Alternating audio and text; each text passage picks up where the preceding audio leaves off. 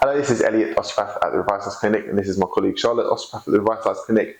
And today we're going to go through how tendonitis often presents, preventing you from doing exercise like a bicep curl, but how we can use the bicep curl to actually rehabilitate and progress your tendonitis so you don't feel it anywhere near as much and hopefully don't feel it at all.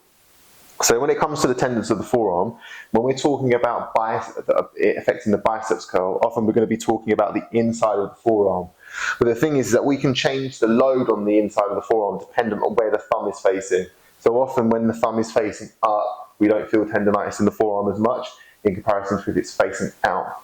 So if we have a patient with a biceps or with a forearm tendinopathy, we can change the angle of the forearm for bicep curls. So for example, if Charlotte here is doing normal bicep curls where she's keeping the thumbs out, if you'd like to just do a few please, often, especially as you go to the far end, you'll feel pain in either the biceps or the inside of the elbow.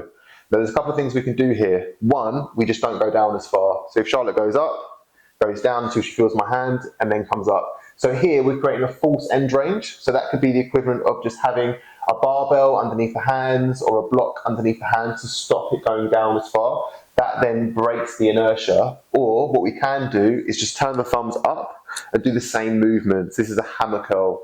This is often far less painful for the tendons of the forearm.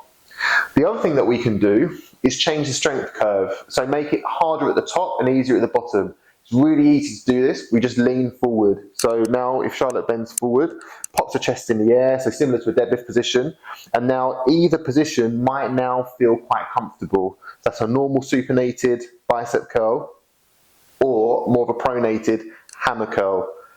Harder at the top, much easier at the bottom. This can be much more relieving. Now, the alternative sometimes is to change the strength curve to the other way, make it harder at the bottom and easier at the top. That's where we have more of a preacher curl. So here, Charlotte is just going to kneel down with her elbows on the edge, if she can reach. Oh, yeah, kind of. Let me switch it around. So from here, that's it.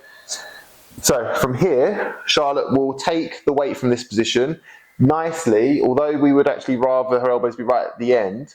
If her elbows come forward a little bit, then the box actually acts as a bolster to stop her going too far. And then from this position, Charlotte can come up.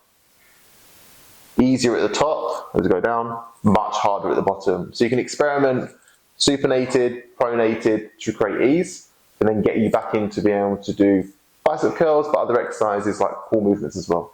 Hope this has been helpful for you, giving you variations of things to try.